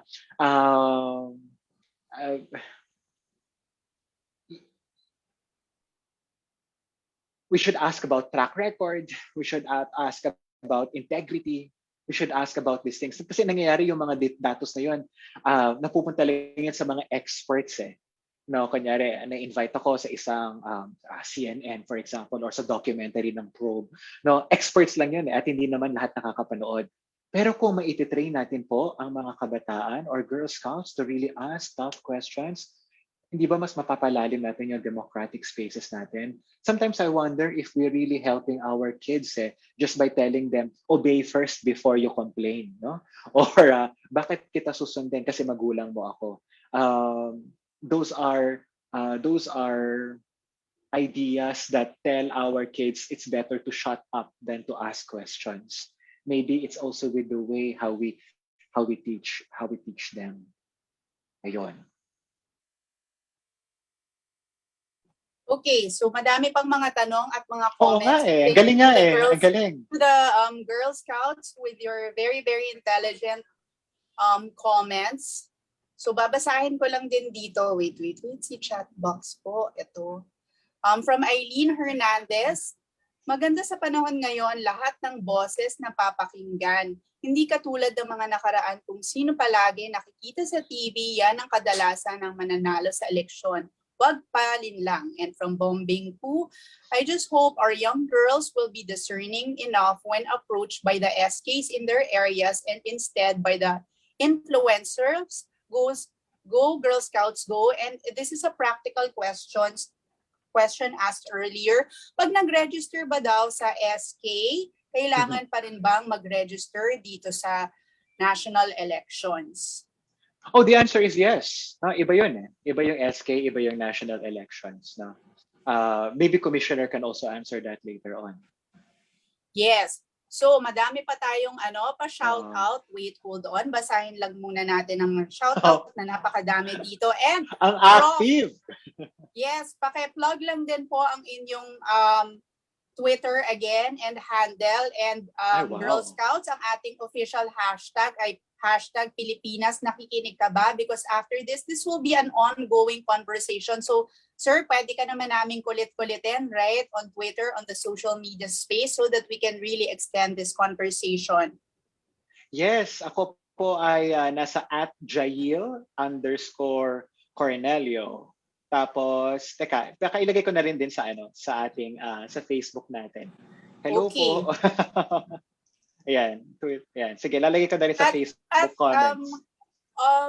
And here, the Girl Scouts are, gaya ng sinabi kanina, right? We are founded by our founders who really fought for our right to be able to vote here. So, since this is a more malalim conversation, right?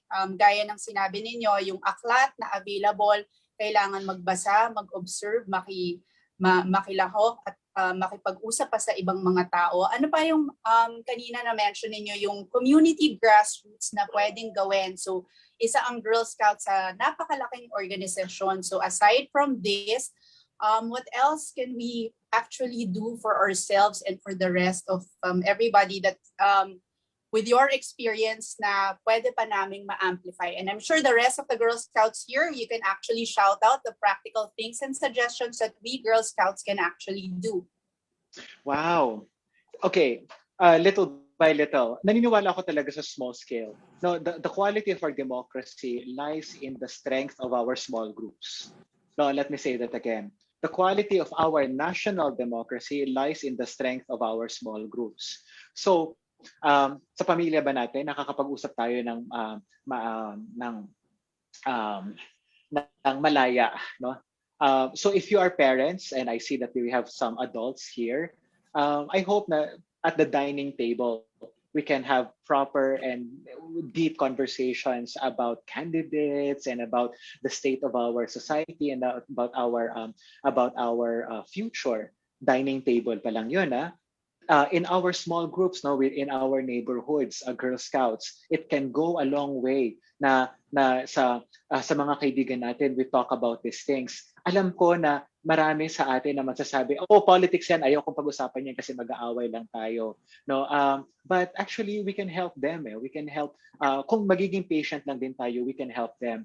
Ako, I have to say this is a very personal thing. No? I mean, moving beyond my sociological, getting out of my sociological hat now, very personally, no, sa pamilya ko, kami ay iba-ibang political colors. Ako yung talagang dito sa kaliwa, yung kapatid ko ay nandun sa, hindi ko na alam kung nasaan na siya. Pero pag nag-uusap kami, talagang it's so emotional and it can be so heated. But I am telling myself, Jayeel, be patient kasi this is what democracy is. Hindi tayo mag-agree all the time. Therefore, ulitin ko yung point ko kanina, the quality and the depth of our national democracy all boils down to the quality of our conversations in our small configurations, your family, your friendships, your churches, your communities. Okay, so on that note, Dr. Cornelio, we will continue the conversation. So as you said earlier, it's in the quality of our conversations in small groups, correct? So yes. it starts with a dining table, of course, with right now, mag-ECQ na po. So within our families, we will have all the time to talk about this in obviously a diplomatic manner. If you have very different political colors in your family. So thank you, Dr. Cornelio. You'll be staying on for the rest of the forum. So back to you, Sir Lovey. And mag-enroll po ako. Sige, i-announce natin yan. Okay, thank you. Again, thank you, Dr. Cornelio, for the time to answer our audience's questions. Also, thank you to our audience for your active participation. Before we proceed to our next talk, nandyan pa kaya ang ating mga audience?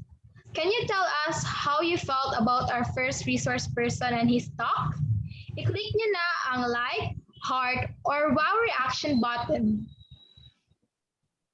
Ayan! Ang raming positive reactions.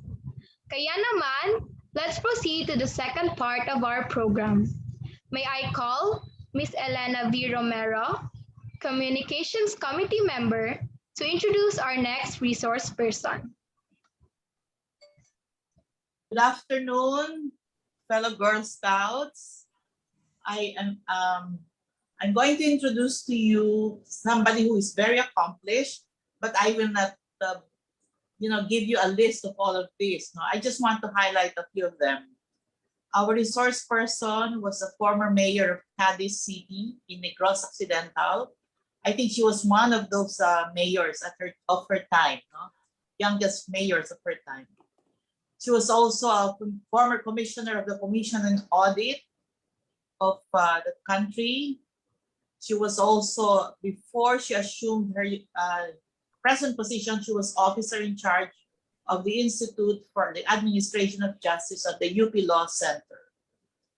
Our resource person has also written so many books, and I would like to highlight, especially for us Girl Scouts, that she is actually a champion of women's rights.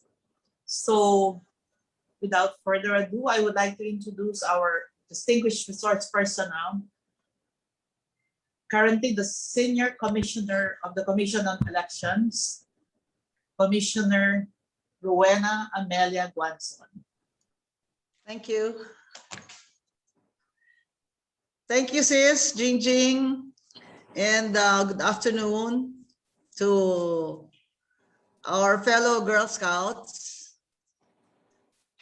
And my apologies for a little delay. As you know, it's work from home day every day, and the Girl Scouts of the Philippines, I think, is underestimated in terms of political action because it was not organized for political action. Even when I'm sure our original, generation of Girl Scouts were for women's rights and the women's right to vote, educating girls to exercise their political rights was not in the agenda of the Girl Scouts. I think it's never too late to add it to the Girl Scouts curriculum or training modules, and they call it now citizenship, because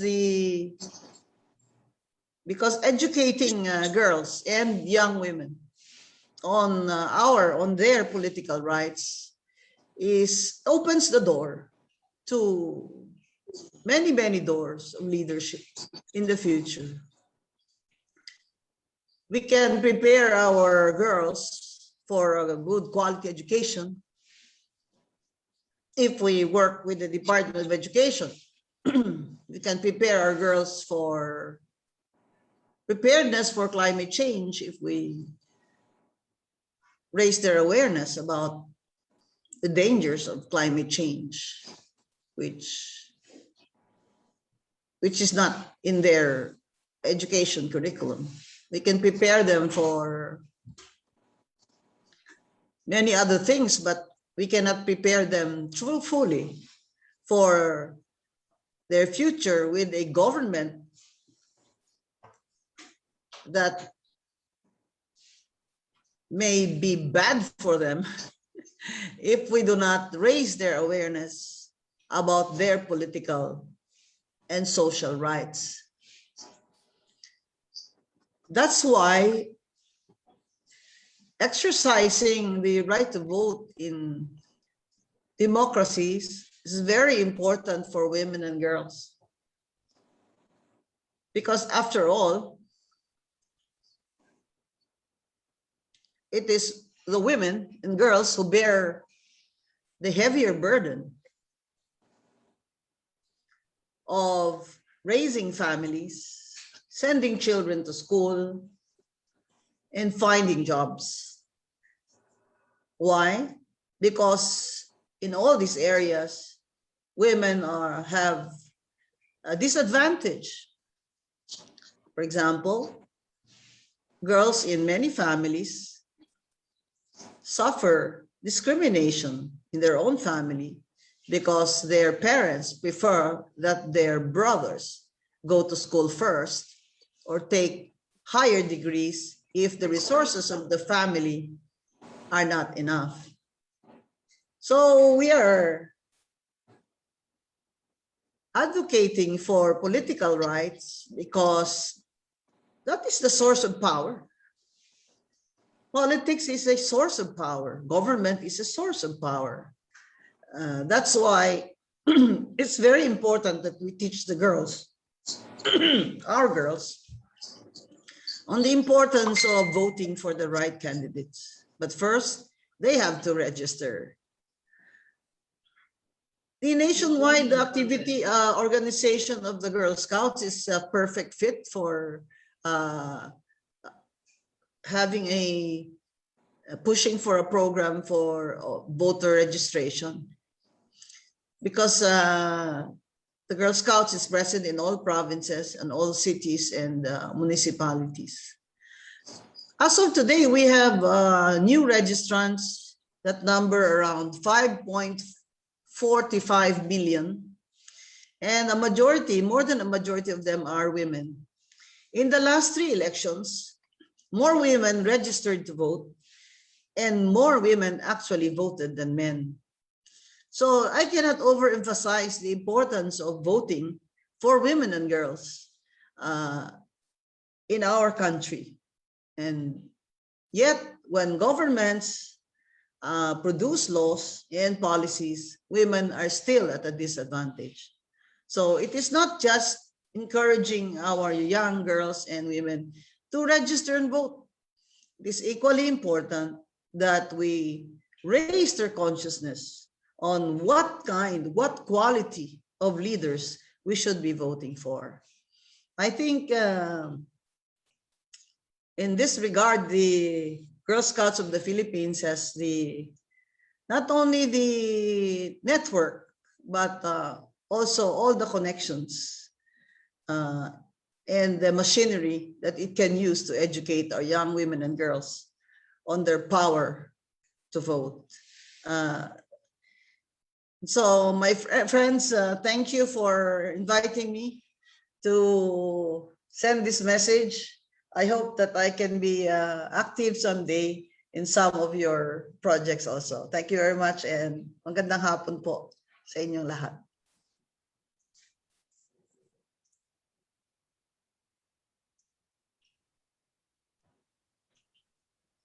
Thank you, Commissioner Guanzon. Are we proceeding straight? We have a question and answer portion. Please go ahead while I'm still free. There should be another phone call coming in, but please go ahead with your questions. Yes, so we're going to ask the pre-asked questions. Regarding the ECQ and GCQ, are there additional health measures that women and girls can be doing during the start of registration and election? How is the COMELEC preparing for that? As now NCR will be having our ECQ again. Well, the COMELEC is constrained by these IATF rules. But elsewhere in the country where there's no ECQ or GCQ, our registration continues.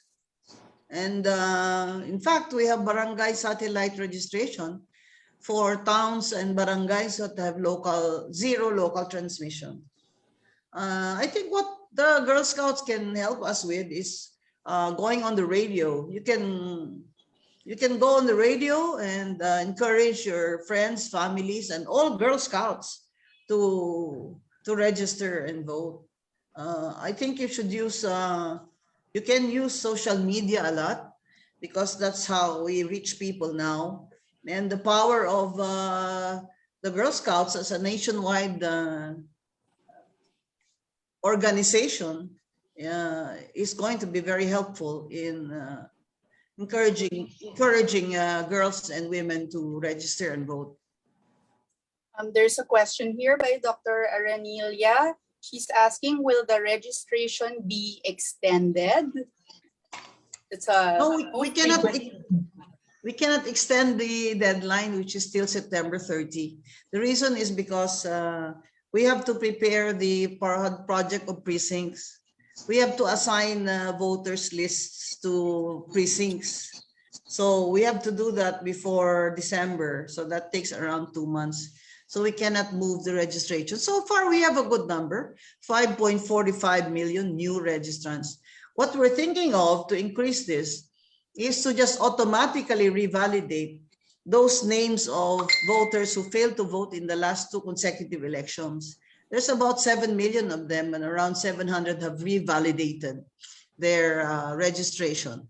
And so there's 6.3 million. By next week, we should be deciding in the Commission and Bank how to activate these 6.3 million voters. Do they have to individually go online and request to revalidate, or do we just make a resolution and that says automatically they're all revalidated, and then we just reconfigure the computer program, and that would be like 6.3 million. So 5.4 plus 6.3 million, that's 11.7 million people. You can elect, the new voters can elect a senator with 11.7 million. That's how powerful it is. And you mentioned earlier, Commissioner Guanzon, that the Girl Scout has a lot of power. So we're being watched right now on Zoom and also on Facebook Live and all over the world of the Girl Scouts. You might want to count, how many Girl Scouts are of voting age. I mean, so you can estimate. So when you say we have the power, you have the data. We have girls of voting age who were Girl Scouts, say, or are still Girl Scouts in this number. And that's going to make people listen, right? Because I think compared to the Boy Scouts, Girl Scouts are really underrated as an organization. I mean, for example, when we go to the movies, 1 peso goes to the Boy Scouts, but if there's no 1 peso that goes to the Girl Scouts. I mean, how is that possible? How's that possible? Do you need a law to do that? Or do you just, I don't know, why don't you pass a law that gives a tax break for those people who donate to the Girl Scouts, for example? There are so many things that can be done by the Girl Scouts for girls and women. And that's why Congress is very important. Electing the right people to Congress is very important. And Commissioner Guanzon, the elections will be happening here next year, and also globally there will be elections, and there are a lot of Girl Scouts all over the world. So how can they vote also? And my friend, Mr. Ed Castro, sends his regards to you as well. Thank you. Yes. Well, we have overseas voters, as you know. I'm commissioner in charge, and again, in overseas voting, there are more women than men who actually voted. And that political behavior is consistent. And that's why, you know, people should start thinking about women as a political group, you see. But the problem is we don't have a women's vote. We don't say, oh, the women will vote for these senators because they are pro-divorce. We don't have that. We don't have a women's vote, unlike in Scandinavia, where they have a women's vote because they have a union. They have unions. The women there have unions because the women have jobs. In our country, the women do not have jobs. We're talking about poor women. And when women do get jobs, they get paid less than the men who do equal labor. Even abroad, the women still comprise a high percentage of overseas Filipino workers, but they do domestic helper jobs and other manual labor. So it's not just the number of women who must have jobs, but the quality of the jobs that they're going to get. That's equally an important issue.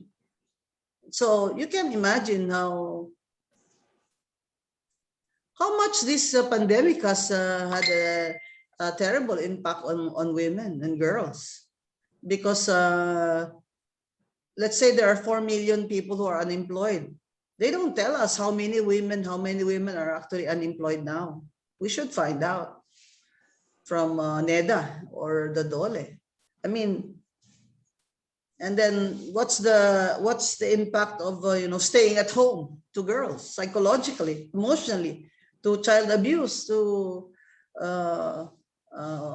battering, to sexual abuse by male members and extended family members. There's just so many things going on. And when you picture them all together, what can solve all of this really is a government that cares, a government that will respond. Look at the other governments, I mean, why are their police services so excellent? Why is their healthcare excellent? Because they're rich countries? It's true. But I mean, you don't have to be a rich country to have a well performing government. And I think that countries that are poorer than the Philippines have shown that during this pandemic. So we have to pray for we have to pray that we get more vaccines, because if we don't get more vaccinated Filipinos, our economy is really not going to turn around. And that's the core issue now, aside from health, is the economy, jobs. How many women are out of jobs? How many girls are out of school? So those are the things we have to talk about aside from voting. So Commissioner Guanzon, if the women can really have that women's vote. Are there so we other can- questions? Or Yes, ma'am. they Yes, write there- down the questions? Or Yes, do there they are write the questions questions. to you? Yes, there are questions, and we're also live on FB, so there are questions coming along as we go okay. along the way. And there are also Okay. some questions on the chat. So I'll Okay. come Can up you with read a- one? Can you Yes. read one? Right now, this is from your friend Jingjing Romero. Where can we find the list of places where mobile registration booths are? And also, these are technical questions such as the website and other things where people can register. Our iRegistro is ongoing. It's working. The iRegistro is really just you know, an online not registration as a voter, but you can get the form online. You can fill it up, then it gives you a quick code that you fill up, and then you save that code and you show the code to your election assistant. So it saves you the trouble of filling up 3 pages while you're there in COMELEC. And that's how iRegistro works. I think a lot of people are using that now, and you try it. iRegistro, small letter I, registro. Okay, so there's the iRegistro and there are also the mall registration. There are a couple of questions here from the Girl Scouts on how, if the pandemic still continues after in May 2022, how will COMELEC perform the elections? We have tried it in Palawan. They had a plebiscite months ago. And despite the fact that not even 1/3 of the people there were vaccinated, and the weather was very bad, people came out. There were nearly 63% of the voters came out to vote no. So Palawan remains one province today, not 3. And that's against all odds, you know, that during a pandemic, the people there who organized for a no vote had to campaign using every other means possible to communicate with the voters, and that can still be done now. So COMELEC has shown that we can run an elections during a pandemic successfully, and now especially that our people are already vaccinated, there will be less health hazards for our election officers. Last year, when the pandemic just struck, Taiwan had an election, Korea had a national election, so but of course their vaccination rate was much higher, but they were able to do it, and so can we. Of course, someday in the future, if we can vote by mail, like in the States, you are sent a ballot and then you mail it back or you drop it, like Korea does it. That would be really great for us in the future. The other development is the early voting bill, now in the hands of Senator Amy Marcos, that will give persons with disabilities and elderly persons the option to vote 1 week ahead of the elections. So they can vote on May 2 if this law on early voting is passed. Okay, Commissioner, I have more questions here from Jay Delgado. With a negative view some people have on politicians and politics in general, how could we best convince them they have the capacity to make their political changes, especially by registering and exercising their right to vote? So this was also an earlier You conversation. have to look at the models, no? Look at Taiwan. Taiwan was a one-issue election. For the woman president was up for re-election, and of course Taiwan's issue is very clear to them. Do you want to be under China or not? So they voted for a candidate that was against, instead of voting for a candidate who was for unification. So the issues have to be very clear in an election so that it will motivate people to vote. Look at the United States. Trump was running as a re-electionist. The Republicans have control of the Senate, but Trump lost. He was a very popular president. What did they do? Years before, they organized to register. In Georgia, women led the registration campaign 2 years before the election in the state of Georgia, which was a Republican-dominated voting state. But Trump lost in Georgia. In Palawan, the no vote won. So it is possible. I think people who say, no, they don't want to vote because it's the same thing. These are the people who can afford to eat. What class of people are these that say, oh, I don't want to vote because it's the same thing anyway, they're all crooks? These are the people who can speak English. I mean, these are not the people who are going hungry. So you think about it, is that the dominant idea? I don't think so. I think Filipinos want to vote. I think Filipinos want to vote. Because look at Palawan, in the middle of an impending storm, with no vaccination, people went out with their umbrellas. They braved the rain. They voted. I think Filipinos want to vote. And those who don't want to vote, it's your loss. That's all I have to say. So, Commissioner, we asked this question earlier with Professor Cornelio, who also was part of our panel. What should be the criteria for our Girl Scouts in choosing our leaders? You know, what are the lessons that we learned today? I think the scholars should talk about not the standards per se, because, you know, I don't want to be seen as very righteous. What are the lessons we have today? The lesson is we need people in government who are competent, 2, who are honest, and 3, who care. Those are the 3 standards for me.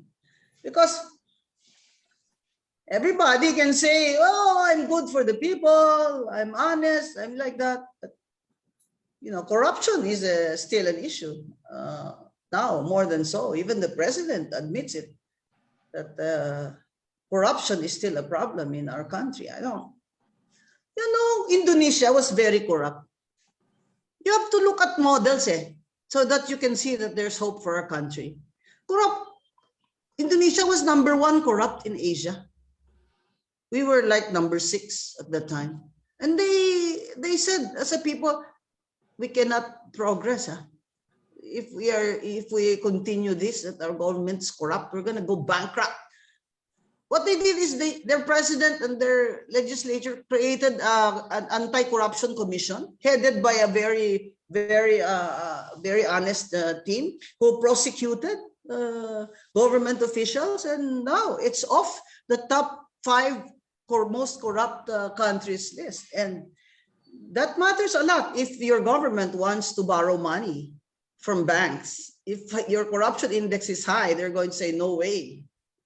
No way. We're not going to lend you money, right? I mean, how are you going to pay us if your government officials are just going to pocket it, you see? So corruption does matter. It does matter. It does matter for the country's ability or capacity to get a loan so that our people can have more jobs, our people can have more healthcare, etc., etc. Yes, Commissioner Guanzon, I'm going to recap what you said earlier in choosing our leaders. They should be competent and honest and those who care. Did I get that right? That's right. So on that note, we're wrapping up, but if you can share to us that you are a Girl Scout.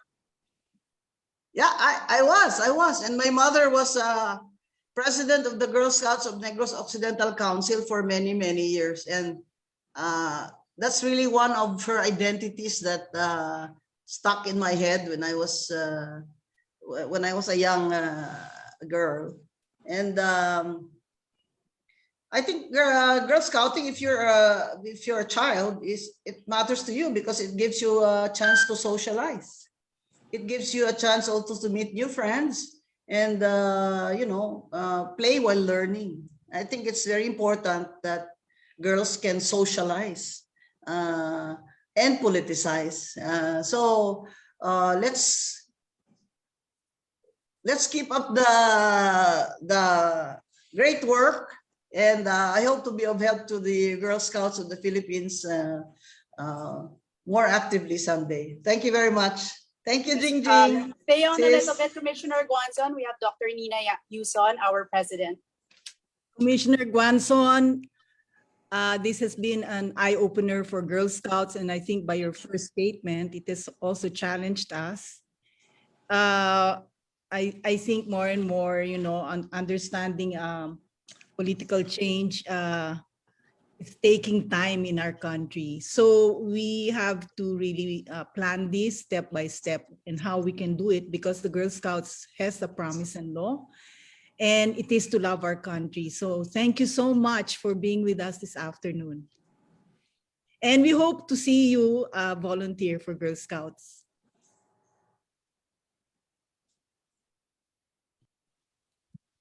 Thank you, Tita Nina, and thank you, Commissioner Guanzon. I guess that sums up the second part of our program.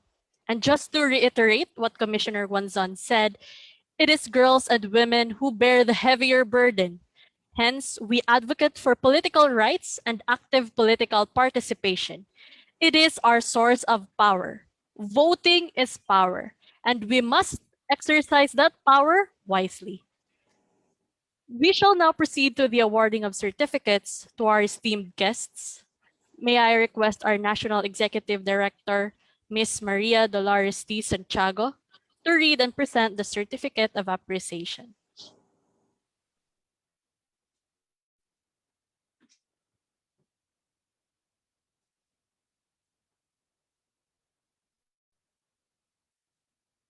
Good afternoon to all. We would like to thank our two distinguished resource speakers for generously sharing their time with us. And it is my pleasure to present the certificates of appreciation from the Girl Scouts of the Philippines.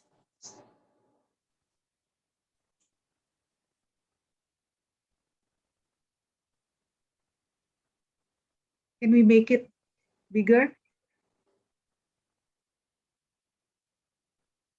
Hold on.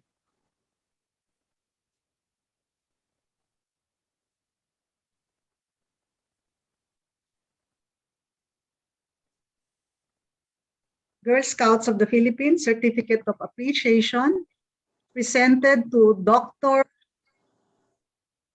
Jayeel Cornelio, Associate Professor and Director, Development Studies Program, Ateneo de Manila University, for his outstanding contribution of knowledge and for sharing his valuable insights with the members of the Girl Scouts of the Philippines in Pilipinas, Nakikinig Ka Ba Sa Akin? A webinar on voter education and registration, 31st July 2021 via Zoom, given under the seal of the Girl Scouts of the Philippines this 31st day of July 2021, signed Ms. Hyacinth B. Bangero, National Secretary and Chairperson of Communications Committee.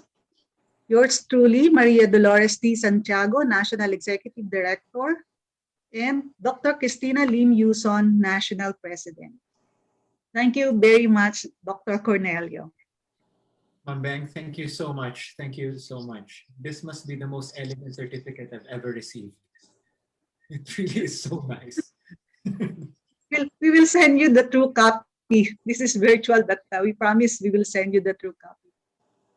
Another certificate of appreciation presented to Honorable Maria Rowena Amelia V. Guanzon, Commissioner on Elections, for her outstanding contribution of knowledge and for sharing her valuable insights with the members of the Girl Scouts of the Philippines, Filipinas, Nakikinig Ka Ba Sa Akin? A webinar on voter education and registration, 31st July 2021 via Zoom, given under the seal of the Girl Scouts of the Philippines this 31st day of July 2021. Signed, Ms. Hyacinth Bangero, National Secretary and Chairperson of Communications Committee. Yours truly, Maria Dolores T. Santiago, National Executive Director, and Dr. Cristina Lim Yuson, National President. Marami pong salamat, Commissioner Guanzon.